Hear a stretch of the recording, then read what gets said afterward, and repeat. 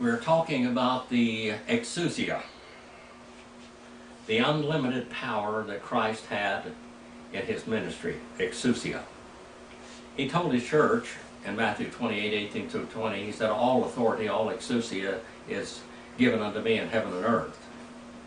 Now let's look and see how many in the 8th chapter of the Gospel according to Matthew, Katamathion. We're going to see some of that unlimited power. We're going to see that he has power over sickness and disease. He had power over death. He had power over nature. He had power over Satan's armies. He had power over Satan's armies. Now let's start here in the 14th verse. And when Jesus had come to Peter's house, he saw his mother-in-law lying sick in bed with fever. Now Peter was married, okay? That's real simple. The Catholic Church has Peter not married, and all of that hogwash in their celibacy nonsense, and absolutely anti-God and anti-creation also. Peter had a mother-in-law. His mother-in-law had a son-in-law, and it was Peter. It was not somebody else's mother-in-law or father-in-law. And Jesus came to Peter's home, and he saw his mother-in-law lying sick in bed with a fever, burning up. The word is pedros there. It means burning up. She was just burning up. Now, she didn't have a cold. She had some type of very serious illness, probably close to death. And he touched her hand, and the fever left her, and she arose and began to serve him, to wait on him. Not only did she get well, but she got well like nothing ever happened. She gets up and immediately goes to work.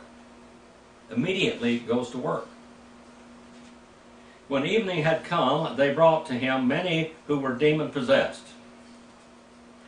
And he cast out the spirits with a word. Now we have his power over the demonic world, over Satan's armies. These are Satan's armies. Satan, you have to realize now that there were 3 orders of angels at least, as far as we know. We have them over the spiritual realm, we have them over the mental realm, and we have them over the physical realm. The ones over the physical realm were Lucifer. He was the archangel over them. Michael is the archangel over the spiritual realm, and Gabriel is the archangel over the, what we might call the mental realm or communication realm. Now, some of those angels and spirits from those different areas, not all of the angels and demon or spirits under Lucifer went with him. We still have guardian angels, that's over the physical realm, so some of them are good. They're still there. 1/3 of the angelic forces and spiritual forces went with Lucifer. And so that's the ones we're talking about now, these spiritual forces. By the way, spirits do not have form. Spirits do not have form. Angels are clothed and have form. Demons do not. Demons desire to dwell in human or animal flesh. And we'll see that through the Gospels as we read this. Very exciting. And they brought to him many who were demon-possessed. They were possessed, they were controlled by demons. Demons means little gods, supernatural beings that take habitation in people or in animals. He cast out the spirits with a word and healed all that were ill. In order that what was spoken through Isaiah the prophet might be fulfilled, saying, he himself took our infirmities and carried away our diseases. He cured all of that. All of this is to prove without doubt that Jesus is Messiah, King of Israel. Jesus did miracles for one reason, to prove that he was Messiah. He had compassion on the people. He had feelings for them. He lived in a human body that was He felt cold, he felt heat, he felt hunger, he felt thirst. He felt all the same things that we feel, except that he felt it without sin and contamination of Adam's blood. And when Jesus saw a crowd around him, he gave orders to depart to the other side of the Sea of Galilee. And a certain scribe came and said, "Teacher, I will follow you wherever you go." And Jesus said to him, "The foxes have holes, dens, and the birds of the air have nests, but the Son of Man has nowhere to lay his head." He doesn't have a pillow to lay his head on. Jesus did it all for you and me. He did all for us. And another of the disciples came and said to him, "Lord, permit me first to go and bury my father." Now, his father probably wasn't dead yet, but he was going to go stay with his father until he got his inheritance and he paid his father, or he buried his father. Now, let's see what Jesus says here. Jesus said to him, "Follow me and allow the dead to bury the dead." Allow the dead ones to bury their own dead. These people don't know me. Just let the dead bury the dead and you follow me, the living one. And when he got into the boat, his disciples followed him. And behold, there arose a great storm in the sea, so that the boat was covered with waves, but he himself was asleep. Now, these are not giant ships here. These are boats. They're fishing boats. Probably 18 foot maybe, something like that, 20 foot boats. And they're afraid. These are experienced fishermen and experienced navigators, and they're afraid. A great storm. And the boat was covered with waves, but he himself was asleep. And they came to him and woke him up, saying, "Save us, Lord, we are perishing." Now, let me go back into a little history and a little superstition of the area. The Sea of Galilee, the bottom of the Sea of Galilee was very deep. It's nearly 1,000 feet deep, and between 500 and 1,000 foot deep in places. There were springs in the bottom of it that were saltwater springs, by the way. That's how come the Dead Sea was the Dead Sea. All that salt water went down and settled in the Dead Sea, which had no outlet.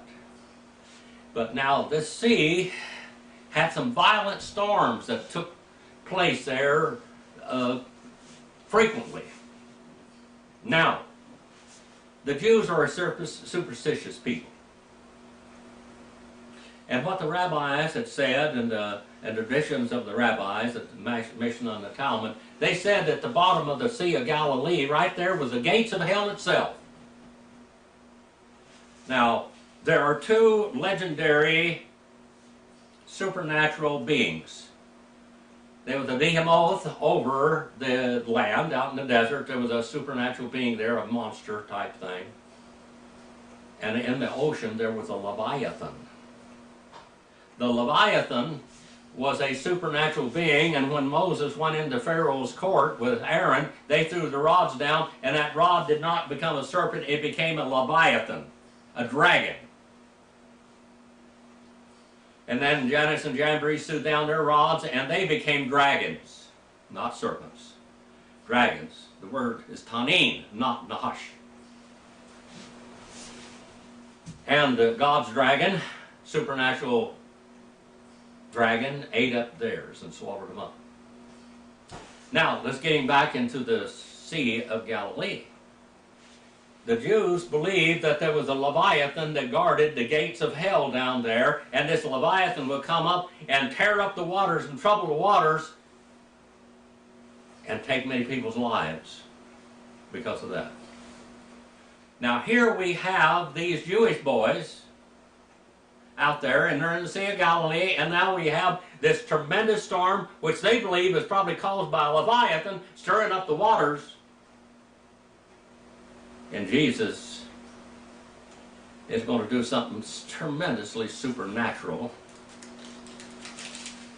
And there arose a great storm in the sea, so that the boat was covered with waves, and he himself was asleep. And they came to him saying, and awoke him, saying, Lord, save us, we are perishing. And he said to them, why are you timid, you men of little faith? Hadn't he already cast out the demons? Hadn't he already healed the sick unto death? And why are you timid, you of little faith? He rose and rebuked the winds and the sea, and it became calm, perfectly still, silently still.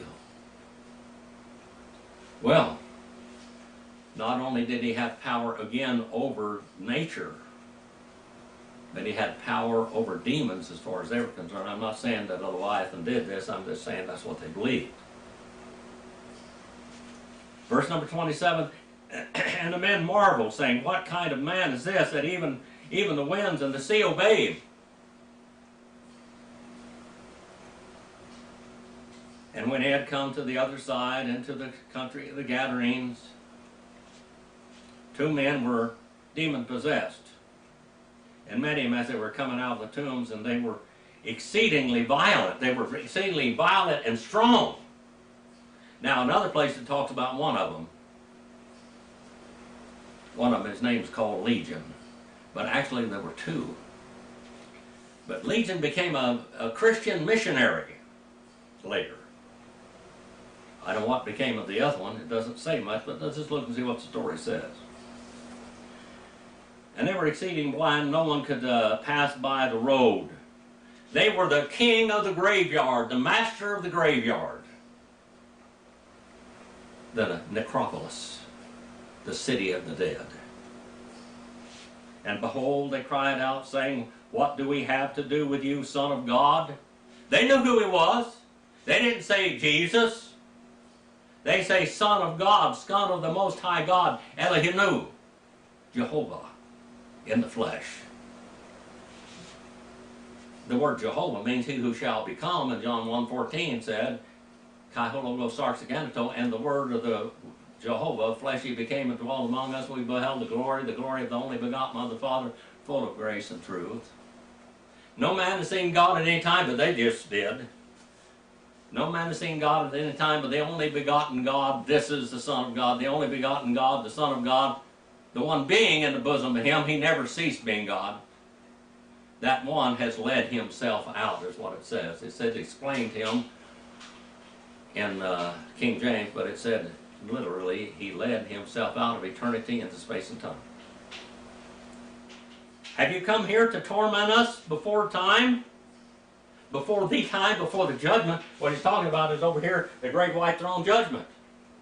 After the millennial reign, before eternity, they're going to be judged and they're going to be cast into the lake of fire forever and ever. There was a distance from them a herd of many swine feeding, they had pigs. We're not supposed to be eating pigs, they say. The Lord said in the Old Testament that they have trichinosis, etc., etc. They carry disease tremendously. There was a guy in Bakersfield here 2 or 3 years ago. He had killed a hog, a wild hog, and he ate the wild hog, and he ate the flesh that wasn't cooked real good. And that trichinosis got in there and somehow got in his bloodstream and got in his eye. And they had to go take this thing out of his eye, this trichinae. Trichinae means hair, this hair-like worm. Well, God knew that they were there like that, so he told them not to eat that. Not only that, the pigs are so smart, I think pigs sometimes are smarter than some average human beings. Or not so average. I had a pig one time named Wilbur.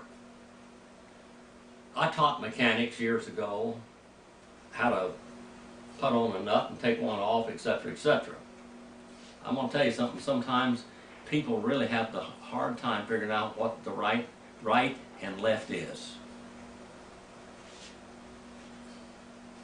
That pig didn't. She saw me take off a float off a water trough one time, and before I could get out of that pen, she had to take it off with her mouth. and she had to put her head under the water and reach up underneath there and take that out. She was watching me all the time. And I couldn't keep afloat on it. I finally had to give up. I couldn't keep a gate closed. She got out, she turned on every faucet on the place. She knew her left from right. And she only saw it done one time. I've seen many people that they know right is tight and left is loose, except when they get underneath the car, they'll twist bolts off because they're going the wrong direction. It's still left and right down there too, unless it's left-handed. Now there was a distance to them a herd of swine feeding.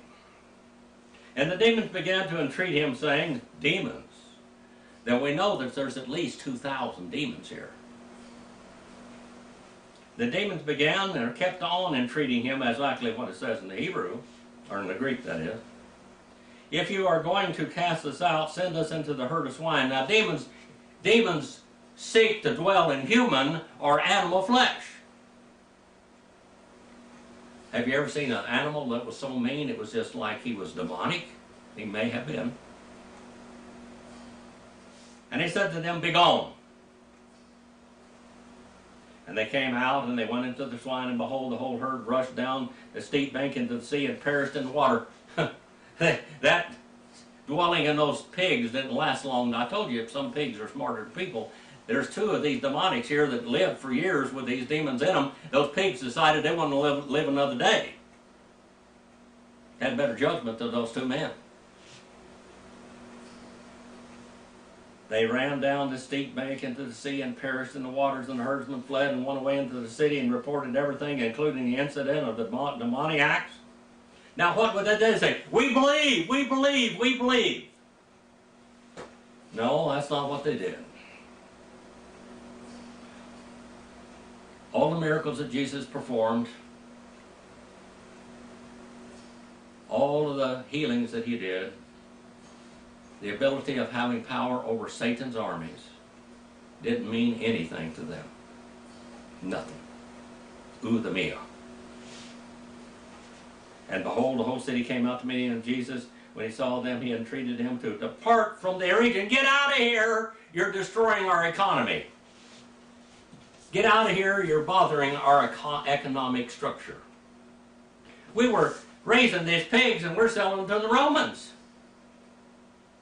We're making good money on this, and you come in here and disturbed our economic structure. They were more interested in money than they were the Son of God.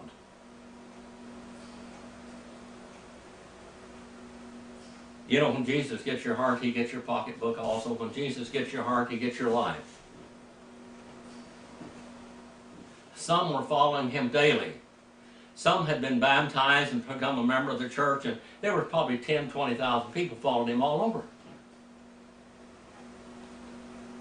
But some of the outsiders, the uninitiated, even when they saw the miracles of God, they chose not to believe. Do you choose to believe today, or do you choose to reject? That's the message to you. Will you follow the Lord, or will you go the other direction? Will you give him your pocketbook, or you say get out and go someplace else? Depart from our region. We don't want to have anything to do with you. Our Father, we send this message out and to honor and glorify you, and please use it wherever it goes in the world to convince sinners that Jesus is our world. He is our whole world. He is our whole heaven. He is our Messiah. He is our King.